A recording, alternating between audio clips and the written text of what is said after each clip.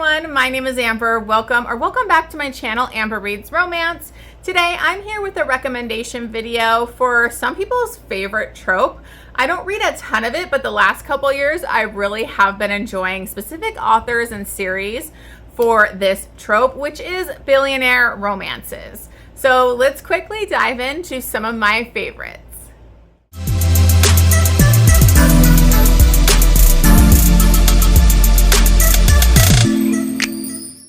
Okay guys, so Billionaire Recs, I have quite a bit, more than I thought I was going to, because I really dived into some amazing authors that I enjoy in series, and I've been drawn to a lot more billionaire romances in the last couple years compared to what I used to read.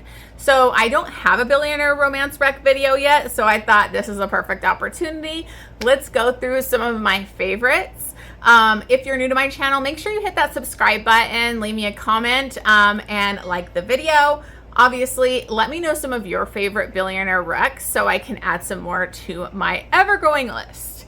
All right, so first to start out, I want to bring up an author that I don't think is mentioned enough on BookTube or Bookstagram, and that is Victoria Lum. I actually discovered her this last year. I asked for an arc and I really loved it, and so every arc I've been requesting since, and so now I'm on her arc team, so I am a little bit biased, but I love her billionaire romances. So I'm gonna bring up two out of her newest series, which is The Orchid, and you could read these as standalones. I'm bringing up number 2 and 3, but first one I liked, but not as much as these. So the first one I want to bring up is When Hearts Collide, and this was actually a 6-star read for me. It just blew me away. It's one of my favorites. This is the second book in the Orchid series, and this is about Ryland Anderson, and he is the COO of the Anderson, basically, you know, companies and fortune and all of that. But he's kind of forced into this because of this trust that's in place and from family obligations. But he actually is a professor as well, and he just wants to be a tenured professor. That's his dream. So he is also teaching at a college in LA, and he ends up kind of falling for one of his students. Millie ends up kind of crash landing in his course. She is actually very mature for her age, so this is an age gap, obviously, but she's very focused on school, and she ends up building like this really close connection to him. This is very angsty, very slow burn. They really bond a lot because they both lost their mothers, and so they bond in like such a deeper way. They really feel like they're meant for each other. Something kind of goes down and he ends up leaving the school, and so they don't see each other again for another couple years. And that happens when she's starting at a very specific program that she wanted to enter in New York, and he ends up being her teacher again. And so this time he's still doing his company stuff, and now he's teaching, and he is really fighting his feelings for Millie. They have such a deep connection. They really want to be together, but there's also stuff with the trust about him. His like wife has to like work in the business and do all that, and she is not about what his family business is. So there's a lot going on here, but there's some amazing primal play in this. There's some good kinks. It is angsty AF and a very good teacher student, but he also is a billionaire, and I just loved it. It's 6-star read for me, one of my favorites. The other one that I have by Victoria is the third book. It just released, and it's When Hearts Collide, and this one has a little bit of different vibes because it is kind of has some gothic vibes to it. This is actually Ryland's twin, Maxwell, and he is the older twin, so he's the firstborn son. And this is kind of like got gothic vibes because there is a family curse. And Maxwell truly believes in this curse because the curse basically said that any of the firstborn, anybody he falls in love with, will die. They have a tragic accident, and this has happened to basically every firstborn for many years in their family. And so he believes it's true because he actually married his like high school girlfriend, and she had a tragic accident and died. And so he wants an arranged marriage. This is something that their family does for the firstborn, so that they marry somebody they don't fall in love with. And so that's what he's planning on doing. He also needs this arranged marriage to help with his public image because he suffers from severe anxiety. And now he's becoming the face of the company, even though he was always the CEO. Like Rylan did all that stuff, but now Rylan's teaching and doing his thing. So he is kind of forced, and he has severe anxiety where he kind of couldn't even talk in public. And so it's not looking good for him. So he ends up kind of going, he does race, like street racing for fun sometimes, and he meets this girl, and they really hit it off, have an amazing night together, a kiss, and he's feeling super connected to her, but he pushes her away because he can't fall in love with anybody. And lo and behold, who is going to be his fiance for this arranged marriage? But that is her. And this is, I'm trying to remember, Belle. And so she moves into his kind of gothic mansion. There's creepy vibes going on, sounds, stuff from the past. We're trying to figure out what happened because you do learn about where the curse started with his previous ancestor. And so it's just really good. So I loved that one. One of my favorite Billionaire is from one of my favorite authors these last couple years, and that is P.S. You're Intolerable. This was also a 6-star read for me. It was my top 10 books from 2023 that I read, and this one I just freaking adore. I happen to be in love with this model on the cover too, so that doesn't hurt. But anyways, this is between Elliot Levi and, I think it's Levi. Elliot Levy? I think it's Levi. I can't remember. Anyways, it's between him and Catherine, and he is a very grumpy, serious boss, and she ends up becoming his assistant. He really doesn't like pay a lot of attention to her, but she's a very good assistant, and he kind of finds out from his friends that he's like, oh, what about your assistant being pregnant? And he didn't even notice that she was pregnant. She is not with anybody. She got pregnant by her best friend.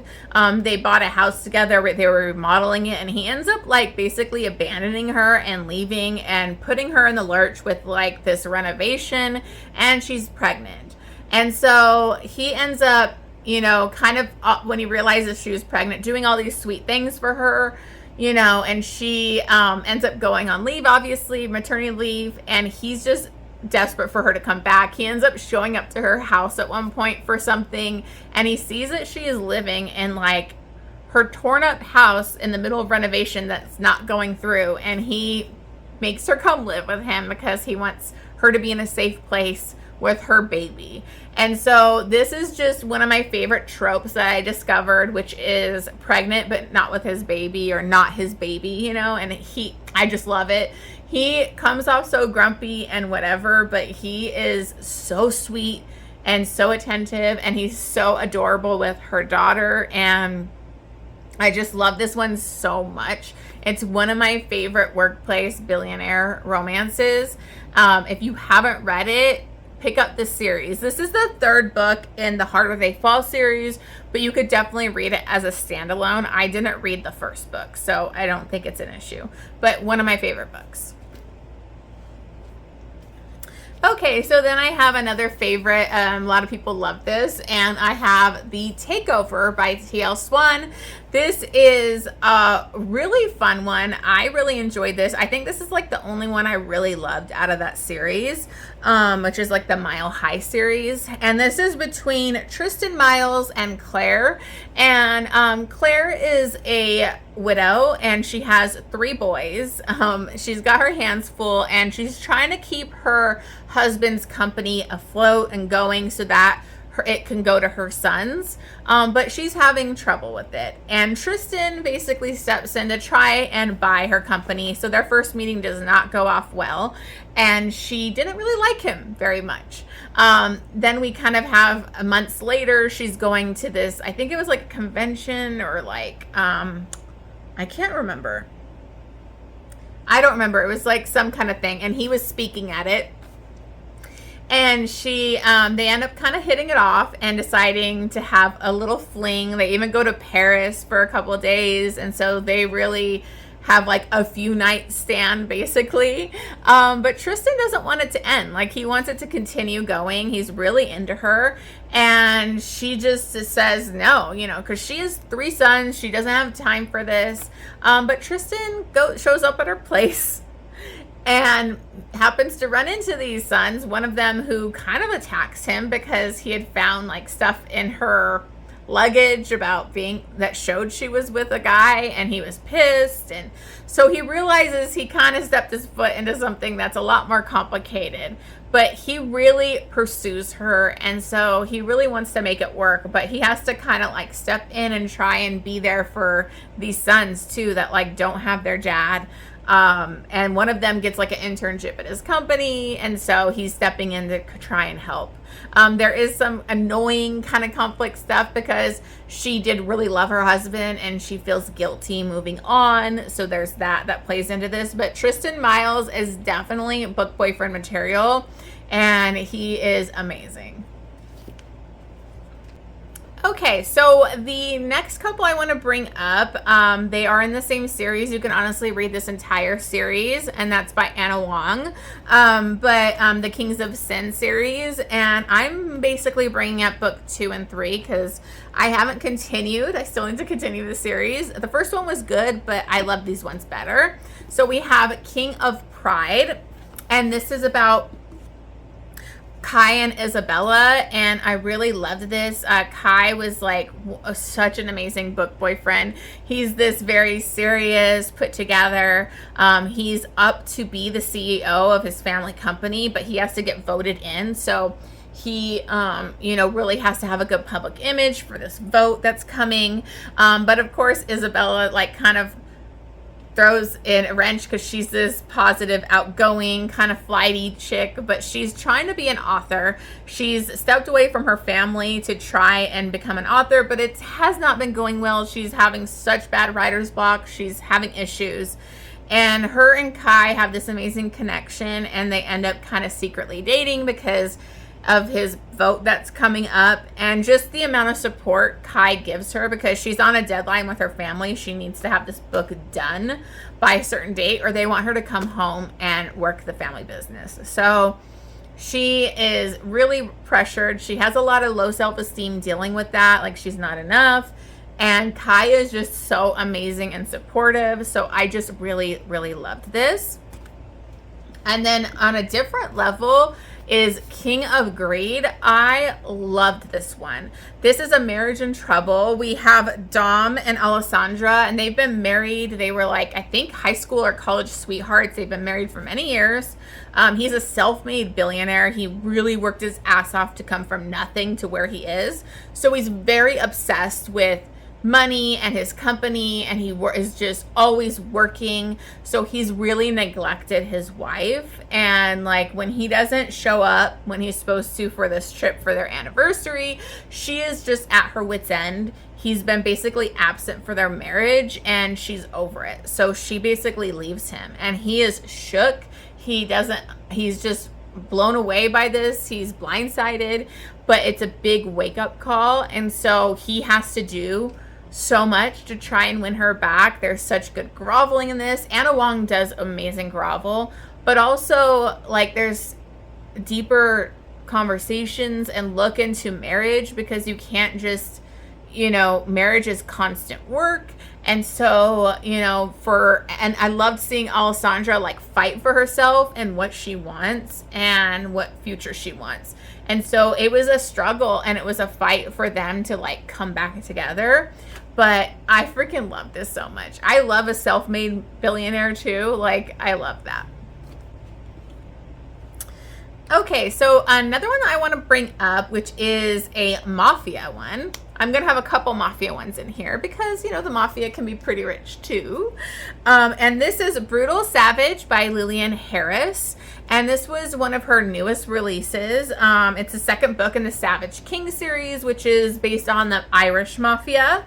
And this is about Tynan and Alara. And he is a single dad. It's not really his son, but basically his son, because he took his cousin's son after he died. Him and his wife died, and so he took in that son, but that son is basically selectively mute. He's not speaking, so he's going through a lot, trying to take care of him, but he's also up to be, you know, the new head of the Irish mafia. His dad's kind of ready to retire, but he wants him to marry. And so he's very rich, he's very well to do, and he happens to see this teacher who happens to be a woman on the run. She's hiding from stuff from her past. So he really gets focused on her and how good she is with his son. And so he wants to pay her. He's like offering her tons of money because he knows she needs it to help take care of, like, her grandfather had Alzheimer's and he's in a home. And so he kind of figures this out and offers her a ton of money to spend time out of work with his son. And he becomes so focused on her, which she's very worried about because she doesn't want him to realize anything about her past. And he decides, you know what, my dad wants me to marry. She's good with my kid. I want her. And because he was kind of stalking her for a little bit. And so he kind of forces her to marry him. But it's not too crazy. They don't get sex. She doesn't force sex or any of that crazy stuff. But he does kind of force her to marry him. And they have this kind of forced marriage. And it's just, I loved this one so much. I loved how slow burn it was and how they really got to know each other and fall for each other. And it wasn't just immediate sex. So I really loved this. So that's another option for you. Another mafia option is a duet. It's in a series, but you can definitely read these as standalones. And that's His Pretty Little Burden and His Pretty Little Queen. I'm just going to hold up His Pretty Little Burden. This is one I recommend all the time. This is a big age gap. Clay Butcher is daddy material for sure. He's into BDSM, and this is a huge age gap. He's a billionaire. He's kind of like the head of the mafia for the Butcher family. But he also was in a lot of business stuff and involved in, like, you know, not mafia, legitimate companies and stuff. So he has a lot of money, and he actually brought down their enemy, and which happens to be Fawn's father, and he's living in that mansion now. And Fawn has just got pregnant and she's in a bad situation. So she shows up to her dad that she wasn't really part of his life. She was kind of like a bastard that he never dealt with. And she shows up for help. And so she ends up running into Clay, and Clay decides he's going to keep her to try and draw her father out. But he becomes obsessed with her. They have a BDSM dynamic. There's some dark stuff in this because she was drugged and raped while she was drugged, and that's why she's pregnant now. But I love this duet. It's so spicy. It's hot. It's everything. Like, you will love Clay Butcher. The Butcher Boys are definitely some of my favorites. So definitely check this out. Okay, one of my favorite billionaire romances of all time is Twisted Lies by Anna Huang. Here's another Anna Huang. She writes amazing billionaire. This one, sorry it's shiny, you might see my ring light, but this is one of my favorite book boyfriends, and that is Christian Harper. He is a billionaire. He's a badass. He runs like the security company. He's very morally gray, willing to do whatever he wants, and he is obsessed with his woman. So this is between him and, what was her name? Oh, Stella. And she is like this beautiful kind of Instagram, you know, type of personality. She's trying to hit more followers, but she's having a hard time getting even more than she already has a ton, but she's trying to hit a goal. And so Christian actually offers to fake date her so that she can get her name out there. She's noticing other people that are in couples are making better money and more followers and opportunities. So they decide to fake date. This kind of brings out her stalker. And so he's very worried for her safety. So he ends up moving her into his place.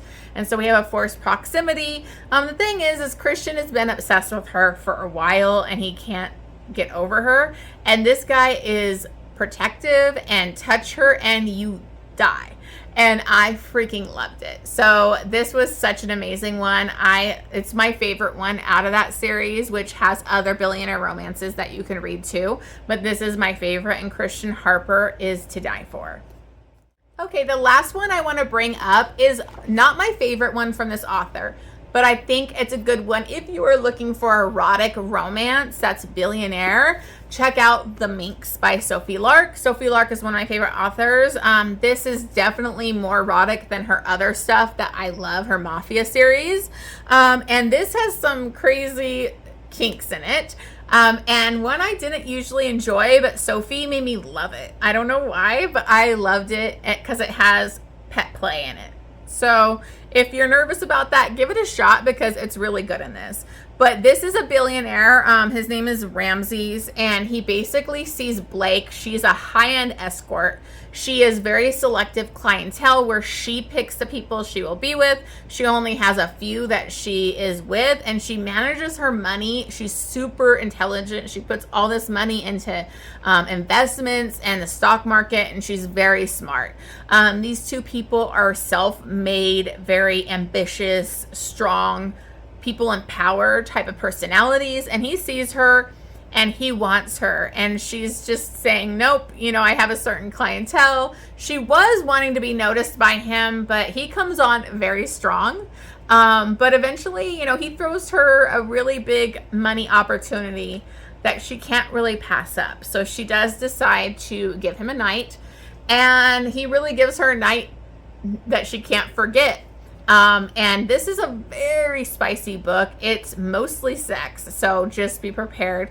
But they get into a very sexual relationship, and he kind of wants her all to himself, and he's willing to go to certain drastic measures. He's willing to offer her whatever. He's very powerful, big billionaire, and he ends up kind of introducing the pet play into it, and she ends up really loving it. She's, I mean, full on cat suit. You know, him petting her, like, I don't know why, but I loved it in this romance. So if you're interested, you want to dip your toe into some, like, interesting pet play dynamic, this could be a good option for you. Again, they were definitely power couple dynamic. Billionaire, he's aggressive, she's aggressive. So definitely interesting. So those are all the billionaire romances I have for this video. I'm sure there'll be more because I have a lot on my list, but I just wanted to bring up this kind of mix for you guys. Thank you so much for watching this. Don't forget to subscribe. Also leave me a comment down below, and I appreciate all your support. I will see you guys on the next one.